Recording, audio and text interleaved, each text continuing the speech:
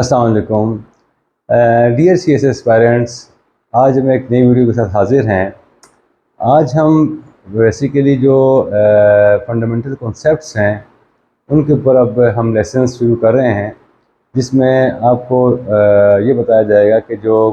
आप question attempt करेंगे, चाहे वो एसए के हों, चाहे वो करंट अफेयर्स के हों, पाकिस्तान अफेयर्स के हों, किसी भी सब्जेक्ट के हों,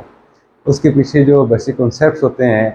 उन्हीं को जहन में रख के, क्योंकि आपने सवाल का जवाब देना होता है, तो उन कॉन्सेप्ट्स को अगर आप क्लियर रखेंगे और कुछ बुनियादी चीज़ों को, कुछ इंफॉर्मेशन को जहन में रखेंगे, तो आपको ड्यूरिंग द एग्ज़ामिनेशन आपको उन कॉन्सेप्ट्स को एक्सपेंड करने में आसानी होगी। कॉन्सेप्ट्स अगर क्लियर हों और आपको पता हो कि जो टॉपिक जिस पे आप लिखने जा रहे हैं, कि जो क्वेश्चन आप अटैम्प्ट कर रहे हैं, उसके पीछे कौन सा कॉन्सेप्ट कार फरमा है, तो आपको क्वेश्चन ना सिर्फ सॉल्व करने में आसानी होगी, बल्कि आप उसका भरपूर और अच्छी तरह से जवाब भी दे सकते हैं। आज ये हमारी पहली वीडियो है, पहला लेसन है कॉन्सेप्ट्स के ऊपर, और आज जो हम स्टार्ट कर रहे हैं इकोनॉमिक डेवलपमेंट पे या सस्टेनेबल डेवलपमेंट पे हम स्टार्ट करने जा रहे हैं।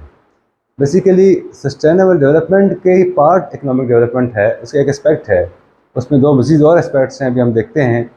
लेकिन हमने इनको इंटरलिंक इसलिए किया है कि आजकल के दौर में जबकि टेक्नोलॉजिकल एडवांसेस बहुत ज़्यादा हैं और पूरी दुनिया जो है वो इकनॉमी को देख रही है और इकनॉमिक ग्रोथ के ऊपर कंसंट्रेट कर रही है, फोकस कर रही है, लिहाजा हम ये चाह रहे हैं कि यहीं से स्टार्ट किया जाए लेसन को, ताकि हमारे जो एस्पायरेंट्स हैं या जो व्यूअर्स हैं उनको कुछ थोड़े बहुत नोट्स भी मिल जाएंगे इस फॉर्म में, और इस तरह से उनको इन्फॉर्मेशन मिल जाएगी चंक में, जो मे भी उनके लिए कुछ फ़ायदेमंद हो, सूदमंद साबित हो। तो हम इस कार खैर में हम एक हिस्सा डालने के लिए और एक आपको फ़ायदा पहुंचाने के लिए एक हमने कोशिश की है। हमें इस कोशिश के मतलब ज़रूर हमें आगाह भी कीजिएगा कि क्या आपको ये कोशिश पसंद आई। जनाब, हम स्टार्ट करते हैं अपना लेसन। आज का लेसन जैसा कि हमारा बेसिक जो मेजर जो हमारी जो हेडिंग है बेसिक कॉन्सेप्ट्स, यानी कि आज से हम बेसिक कॉन्सेप्ट से बात करेंगे। इसमें इकॉनमी भी होगी, इसमें आईआर के ऊपर भी होंगे, कुछ हिस्टोरिकल चीज़ें होंगी, कुछ ऐसी चीज़ें हम लेके आएंगे जो कि वो लोग जो कि जॉब करते हैं, जो जिनके पास टाइम नहीं है, तो कलील टाइम में ज़्यादा से ज़्यादा मालूमात पहुँचाने की कोशिश करेंगे आपको, ताकि आपको प्रिपरेशन से पहले, एग्ज़ाम से पहले भी और ड्यूरिंग प्रिपरेशन भी आपको चीज़ जो है फ़ायदेमंद हो और आपके लिए काम आए। चलिए स्टार्ट करते हैं। पहले हम बात करते हैं economic development. Basically economic development is a major part of sustainable development. Sustainable development या पायदार तरक्की का एक एक्सपेक्ट है, एक उसका आप कह लें कि उसका एलिमेंट है और उसका एक आंसर है। इसके अलावा दो और एलिमेंट्स उसके अंदर ये एस्पेक्ट्स होते हैं कि एनवायरमेंटल सस्टेनेबिलिटी होती है और ब्रॉड बेस्ड इंक्लूजन। हम इन तीनों को बारी बारी डिस्कस करेंगे और ये हम एक किस्म का आपको एक आइडिया भी हो जाएगा कि जब CSS का पेपर अटैम्प्ट करें तो किस तरह से कॉन्सेप्ट्स को पहले जहन में खाका बनाया जाता है और फिर उन्हीं कॉन्सेप्ट्स को अपनी ज़ुबान में, अपनी लैंग्वेज में आप उनको एक्सपेंड करते हैं। जैसे कि पहले बात करते हैं हम इकोनॉमिक डेवलपमेंट की। इकोनॉमिक डेवलपमेंट की जब बात आती है तो इकोनॉमिक डेवलपमेंट से हम मुराद ये लेते हैं कि किसी भी मुल्क की GDP या ग्रॉस डोमेस्टिक प्रोडक्ट क्या है, और इससे मुराद ये है कि जितनी प्रोडक्शन फ्लो है या जितनी प्रोडक्शन इस मुल्क में हो रही है, it is actually divided by the total population, तो हमें GDP पर कैपिटा हमारे पास आ जाता है। इससे हम कहते हैं कि जो हमारे इकोनॉमिस्ट है वो ये कहते हैं कि ये बेसिकली एक शॉर्ट हैंड, एक कह लें कि एक तरीका है या मेथोडोलॉजी है या मेथड कह लें इसको, वो है जिसके ज़रिए हम इकोनॉमी को एवेल्यूएट कर सकते हैं और उसके असेसमेंट कर सकते हैं कि आया वो किस रुख पर जा रही है, अच्छे या बुरे रुख पर जा रही है, ग्रोथ कैसे है, क्या वो वाकई ही सही अच्छे नमूने से वो अपनी रफ्तार को जारी रखे हुए है या फिर वो कहीं पे उसमें डिफेक्ट्स आ रहे हैं या कहीं पे उसके अंदर कोई स्लोनेस आ रही है। GDP जैसे कि मैंने बताया कि ग्रॉस डोमेस्टिक प्रोडक्ट, यानी कि जो डोमेस्टिक यानी कि उस जोग्राफिकल आप कह लें एरिया में, कई जगहों पर सिटीज़ की भी GDP कैलकुलेट होती हैं। हम बात करेंगे ममालिक में, जैसे कि कई ममालिक जो हैं उनकी GDP आप देख रहे होंगे कि वो हम कहते हैं कि ट्रिलियंस में है, कई की पर कैपिटा इतनी है, ये आमतौर पर सुनने को आते हैं अल्फाज, और आप ये चीज़ें अपने आंसर में यूज़ भी किया करें। तो हम GDP में दोबारा आते हैं। GDP के अंदर बेसिकली क्या है कि पर पर्सन जो निकलती है वो actual crop production divide by total population. Population जो है हमारे यहाँ एक बहुत एक आप कह लें कि डिस्कस्ड एक फिनोमिना है। और पॉपुलेशन आपको पता है कि आजकल के दौर में जो कहा जाता है तकरीबन 7.2 अरब लोग इस दुनिया में बसते हैं। और इस आप कह लें कि जो रेट है पॉपुलेशन का वो पिछली कुछ दहाइयों में बहुत ज़्यादा बढ़ा है। ख़ास करके इंडस्ट्रियल रेवोल्यूशन के बाद ये इसकी स्पीड आहिस्ता आहिस्ता बढ़ती गई और उससे ग्राफ जो है वो बड़ा स्टीपली हाई गया। और उसके बाद जब आप कह लें कि जो जैसे फॉर इंस्टेंस मैं आपको बताऊं कि अब 1830 में 1 बिलियन पॉपुलेशन थी हमारी पूरी दुनिया में, लेकिन आज हमारे पास 7.2 बिलियन की आबादी है। और इसमें से भी आप देखें कि 2040 में एक्सपेक्ट किया जा रहा है कि 9 बिलियन हो जाएगी, यानी कि हर 20-30 साल के बाद 1 अरब का तकरीबन इजाफा हो रहा है। इसके अलावा इसी जीडीपी की बेस के ऊपर वर्ल्ड बैंक ने जो क्राइटेरिया बनाया हुआ है इनकम के ऊपर के कितनी इनकम है, ये पर कैपिटा इनकम जो निकलती है इस तरह से, उसकी बुनियाद के ऊपर वर्ल्ड बैंक ने कैटेगराइज किया हुआ है कंट्रीज़ को लो इनकम, मिडिल इनकम और हाई इनकम के मतलब टाइटल के साथ। और उन्होंने ये कहा है कि जो $10,000 जिसकी पर कैपिटा होगा वो लो इनकम कंट्री की कैटेगरी में आएगा, जो $12,000 में आएगा वो मिडिल इनकम में कहलाएगा, और जो 12,000 से अबव होगा वो हाई इनकम कंट्री कहलाएगा। इसलिए यहाँ से जीडीपी का जो आप कह सकते हैं कि रोल आपको नुमाया है कि आपकी जो मुल्क में जो रैंकिंग है कि आप किस कैटेगरी में फॉल कर रहे हैं यहाँ पर, वो it is actually decided by your per capita income या पर जीडीपी पर कैपिटा। सेकंड, हमारे पास जो यूएनडीपी ने हमें बताया, यूनाइटेड नेशन डेवलपमेंट प्रोग्राम जो कहता है वो कहता है कि जो एचडीआई है, ह्यूमन डेवलपमेंट इंडेक्स, इसके ज़रिए आप ये बता सकते हैं कि कितनी प्रॉस्पेरिटी और कितनी खुशहाली है। दो के दोनों जो कॉन्सेप्ट हैं इनमें फ़र्क ये है कि ये आपको प्रोडक्शन पे फोकस है और आपकी इनकम पे फोकस है, जबकि दूसरी तरफ अगर आप देखें तो वो है ह्यूमन डेवलपमेंट इंडेक्स, यानी कि ह्यूमन जो लोग रह रहे हैं, पॉपुलेशन है, उनकी वेलबींग कितनी है, उनको हेल्थ केयर के इश्यूज कितने मतलब हैं या कितने उनको कैटर किया जा रहा है, और कितना उनको जो है जो बेसिक एम्यूनिटीज़ ऑफ लाइफ हैं लाइक एजुकेशन है, लिटरेसी है, और ट्रीटमेंट ऑफ एलिमेंट्स है या एपिडेमिक्स हैं, उनसे निपटने के लिए क्या क्या स्टेप्स गवर्नमेंट ले रही है या वो मुल्क ले रहे हैं। तो उसकी बुनियाद के ऊपर एचडीआई का इंडेक्स एक हमें जो है वो डिफ़ाइन किया गया है ताकि उसके मुताबिक कैटेगराइज किया जा सके। इसमें एक अगेन बड़ी एक अलार्मिंग चीज़ जो नज़र आती है, जो मोस्टली जिस पे सब लोग कॉन्सेंसस रखते हैं, कि इस टाइम पे 1 से 2 अरब लोग वो लोग हैं दुनिया में कि जो लोग they which are who are struggling for the basic needs. जो बेसिक नीड्स हैं जैसे कि आपका जो प्योर वाटर या ड्रिंकिंग वाटर है, पोर्टेबल वाटर है, आपकी एजुकेशन है, आपके हेल्थ के इश्यूज़ हैं, हेल्थ के जो आपके मैटर्स हैं, और इसके अलावा आपके जो खाने पीने के हवाले से एडिबल आइटम्स हैं वो हैं। तो वो एक्चुअली 1 to 2 बिलियन या अरब लोग जो हैं वो बेसिकली इस चीज़ से वो स्ट्रगल कर रहे हैं उसको हासिल करने के, या उससे वो मुस्तफ़ीद नहीं हो पा रहे या वो हासिल नहीं कर पा रहे। और इससे भी ज़्यादा बड़ी बात जो आप देखें कि एक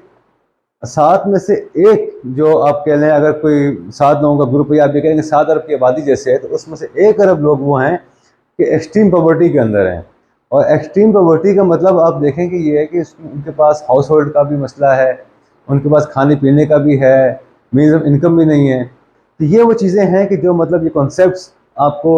ये पता होने चाहिए, जिनको आप यूटिलाइज कर सकते हैं अपने एसए के पेपर में भी, करंट अफेयर्स के अंदर भी, और ये वर्ड्स आप इस तरह से इस्तेमाल करके और ये डेटा इस्तेमाल करके आप इनको आप यूज़ कर सकते हैं इनको वहाँ पर। सेकंड जो चीज़ मैं आपको बताने जा रहा हूँ जो आपको काम जो आपके लिए मुफीद होगा, वो है कि इसी के अंदर हम बात करते हैं ब्रॉड बेस्ड इंक्लूजन की। ब्रॉड बेस्ड इंक्लूजन का मतलब ये है कि इक्वल अपॉर्चुनिटी फॉर एवरीवन, मतलब regardless of gender, regardless of ethnicity, उसको इक्वल अपॉर्चुनिटी दी जाए, excel in his career, in his life, बगैर मतलब किसी आप कह लें कि किसी बायसनेस के और बगैर किसी डिस्पैरिटी के। तो ये चीज़ की अहम है आपके सस्टेनेबल डेवलपमेंट में और डेफिनेटली जब आपकी ये चीज़ होगी तो इकोनॉमी पे भी आपका असर पड़ेगा, मुल्क की प्रॉस्पेरिटी में भी और एडवांसमेंट में भी। तो जितनी इक्वल अपॉर्चुनिटीज़ होगी, इक्विटी होगी, इतनी ही ज़्यादा लोग पार्टिसिपेट करेंगे इकोनॉमिक डेवलपमेंट में और वो उसका हिस्सा बन सकेंगे। तीसरी चीज़ जो है वह एनवायरमेंटल सस्टेनेबिलिटी है। ये कंसेप्ट जो है आजकल बहुत ज़्यादा डिस्कस हो रहा है। इसको मुख्तलिफ नामों से देखा जाता है। कोई इसको क्लाइमेट चेंज के नाम से कहता है, कोई इसको क्लाइमेट डिजास्टर के तौर पे कहता है, कोई इसको ग्लोबल वार्मिंग के नाम से कहता है। Basically global warming is actually a part of climate change. जैसे कि ग्लोबल वार्मिंग के अंदर जो है ये होता है कि आपका टेम्परेचर जो है वो बढ़ता है, आपका जो एरिया है, due to depletion of ozone layer. तो उसमें इसके अलावा जो सिस्टम आपका चेंज होता है, जैसे कि बायोडाइवर्सिटी जो है उसका ज़्यादा, फ्लोरा फाना जो है आपका, उसको नुकसान होना या उसका ज़्यादा का होना। इसके अलावा एक्सटिंक्शन ऑफ अदर स्पीशीज़, बाकी जो स्पीशीज़ हैं हमारे ह्यूमन बींग्स के अलावा, उनकी भी एक्सटिंक्शन का ख़तरा जो है वो मंडरा रहा है सर पे, बिकॉज ऑफ एनवायरमेंटल थ्रेट्स। और उसमें सबसे पहला जो है अगेन वो क्लाइमेट सिस्टम जो हमारा डिस्टर्ब हो रहा है due to the climate change. और ये अगेन बड़ा हॉट इशू है। और ये आप देख रहे हैं कि हमारे मुल्क में भी इसमें लास्ट ईयर जो फ्लड आया था उसके अंदर भी एक बड़ी एग्जांपल मौजूद है इसके, और इसमें हमें बड़ा उसका सामना करना पड़ा, डिज़ास्टर का। इस इन्वायरमेंटल थ्रेट्स में जो मेजर जो फैक्टर इन्वॉल्व हैं या क्लाइमेट चेंज में, वो फॉसिल फ्यूल्स का ज़्यादा रोल रहता है, जिसमें कोल है, ऑयल है और नेचुरल गैस है। कोयल और ऑयल और natural gas basically they are the actually energy resources which are actually use in the production. और जितनी प्रोडक्शन ज़्यादा होगी उतना ही इनका इस्तेमाल भी ज़्यादा होगा, जिसकी वजह से इनसे जो गैसेस हैं लाइक कार्बन डाइऑक्साइड है या एरोसोल्स हैं जो एयर में जाके वो शामिल हो जाती हैं, या इसके अलावा जो बाकी आई मीन जो केमिकल्स हैं जो फैक्ट्री से निकलते हैं वो आपके ओशंस या आपके स्ट्रीम्स में या वाटरवेज में या फिर आपके जो वाटर टेबल है उसमें जाती हैं और उसको वो पॉइजनस कर देती हैं या पोल्यूट कर देती हैं। तो ये वो चीज़ें हैं कि जिनकी वजह से आपका पूरा क्लाइमेट इफेक्ट होता है और इम्पैक्ट पड़ता है उसके ऊपर। ये बेसिकली प्लानिटरी बाउंड्रीज कहलाती है कि आपने इन बाउंड्रीज के अंदर रहते हुए या इनको अफेक्ट किए बगैर अपनी प्रोडक्शन को बढ़ाना है और अपनी इकोनॉमी को ग्रो करना है। अगर आपकी आप इन बाउंड्रीज का ख्याल नहीं करते तो प्रोडक्शन आपकी अच्छी हो रही है, आपका इकोनॉमी ग्रो कर रही है, लेकिन आपकी सेकंड जो आपको जो इसकी एक्सटर्नलिटी जिसे कहते हैं इकोनॉमी की ज़ुबान में, वो एक्सटर्नलिटी वो ये है कि आपकी बाकी चीज़ें मुतासिर हो रही हैं जो आप नहीं भी चाहते हुए आप उसमें इन्वॉल्व हो रहे हैं। इसके अलावा जैसे कि एक और टर्म जो इस्तेमाल होती है क्लाइमेट चेंज में आजकल हो रही है, वह हाइड्रोमेटेरोलॉजिकल फिनोमिना। ये वो फिनोमिना है जिससे अगेन जो भी मैंने जिक्र किया कि लास्ट ईयर पाकिस्तान में जो फ्लड पैदा हुआ due to deluges and the heavy rainfall, इसको यानी हाइड्रो यानी कि पानी से मुतल्लिक़, पानी से वाटर रिलेटेड जो आप कह लें जो डिज़ास्टर्स हैं उसे ये कहते हैं हाइड्रोमेटेरोलॉजिकल फिनोमिना। इस फिनोमिना की वजह से बहुत ज़्यादा आप कह लें कि अनएक्सपेक्टेड, आप कह लें कि फ्लड्स का होना, डिलूजेस का होना, इवन फेमिन, अगर बारिश रुक जाती है तो फेमिन हो जाता है या आपका ड्राउट आ जाते हैं। ये सारा फिनोमिना जो है, सारे मसले मसाइल, ये इन्वायरमेंटल थ्रेट्स पैदा होते हैं आपके जो इन बाउंड्रीज़ का ना अगर ख्याल रखा जाए और फॉसिल फ्यूल को अगर इस्तेमाल किया जाए तो ये इसमें बहुत ज़्यादा कारफरमा होते हैं। हमारी जो एज है, हमारा जो एरा है आजकल, इसको इकोनॉमिक ग्रोथ का एरा भी कहा जाता है, या एज ऑफ इकोनॉमिक ग्रोथ कहा जाता है। इकोनॉमिक ग्रोथ से मुराद ये है कि जो भी मटेरियल कंडीशंस हैं, जो कि आप कह लें कि जो बेसिक नेसेसिटीज़ हैं या जो मटेरियल कंडीशंस आपकी खिलाती हैं, इसमें हेल्थ है, आपकी बाकी जो अपॉर्चुनिटीज़ हैं आपकी आगे बढ़ने के लिए, उनमें गैप को नैरो किया जाए या ख़त्म किया जाए, ताकि और इसी को इकोनॉमिक ग्रोथ से तस्वर किया जाता है। इसमें एक बात और मैं आपको बताऊं कि जो अर्बन पॉपुलेशन का राइज़ है उसका बराह ताल्लुक जीडीपी के इंक्रीज़ से है। असल में जब 1750 से पहले यानी इंडस्ट्रियल रेवोल्यूशन से पहले मोस्टली जो सोसाइटी थी हमारी वो एग्रेरियन सोसाइटी थी, यानी कि उसका जो आप कह लें कि जो इन्हिसार था, डिपेंडेंसी थी, वो एग्रीकल्चर के ऊपर थी। फार्म लैंड्स थे, फार्मर्स थे, फार्मिंग हो रही थी। लेकिन जब इंडस्ट्रियल रेवोल्यूशन आया, स्टीम इंजन आया और चीज़ें जो हैं वो आपकी ट्रांजिशन हुई from agriculture to service sector, तो उसकी वजह से अर्बन पॉपुलेशन में ना सिर्फ ग्रोथ हुई बल्कि इकोनॉमिक ग्रोथ में भी इजाफा हुआ और इकॉनमी ने ग्रो किया। अब ये एक अलग बहस है कि कुछ इलाकों में जहाँ पे इंडस्ट्रियल रेवोल्यूशन जिसका बरतानिया से शुरू हुआ, तो वहाँ पे ज़ाहिर बात है कि डेफिनेटली इसका असर ज़्यादा हुआ, और जहाँ पे इसके असरात कम थे उस वहाँ पे उनका असरात भी कम हुआ। हिस्टोरिकल पैटर्न ये रहा है कि जब भी अर्बनाइजेशन हुई है या जो अर्बन पॉपुलेशन है उसमें इजाफा हुआ है, इसके साथ साथ इकनॉमिक ग्रोथ भी हुई है और इकनॉमिक डेवलपमेंट भी हुई है। इसके अलावा ये बेसिक पैटर्न ये अभी भी आजकल भी इसका जो आप कहें कि टेंडेंसी मौजूद है, और आज भी आप देखें कि जो इलाके शिफ्ट करते हैं रूरल इकॉनमी से अर्बनाइजेशन की तरफ, वो ज़्यादा तरक्की करते हैं, और जो नहीं कर पाते वो तरक्की पसीर रह जाते हैं। आज भी अगर देखा जाए तो ये जो अब बात की, जो हमने बात की थी कि 1 आउट ऑफ 7 यानी कि 1 अरब लोग जो रह रहे हैं एक्सट्रीम पॉवर्टी के अंदर, इसके अंदर भी हाफ जो है वो रूरल एरियाज़ में रह रहे हैं। ये पॉइंट भी बड़ा एक नोट करने वाला है कि जो 1 अरब जो है आबादी जो एक्सट्रीम पॉवर्टी में है वो रूरल एरियाज़ में ज़्यादा है, आधी तो वहाँ रह रहे हैं उसमें से। अच्छा, इसमें ये बातें बताने के बाद मैं आपको आज आखिरी कंसेप्ट बता दूँ इसके अंदर, कि अगर हमें ये देखना हो कि कोई अगर इकॉनमी है वो कितने सालों में डबल हो जाएगी, तो उसके लिए एक रूल है, रूल ऑफ 70।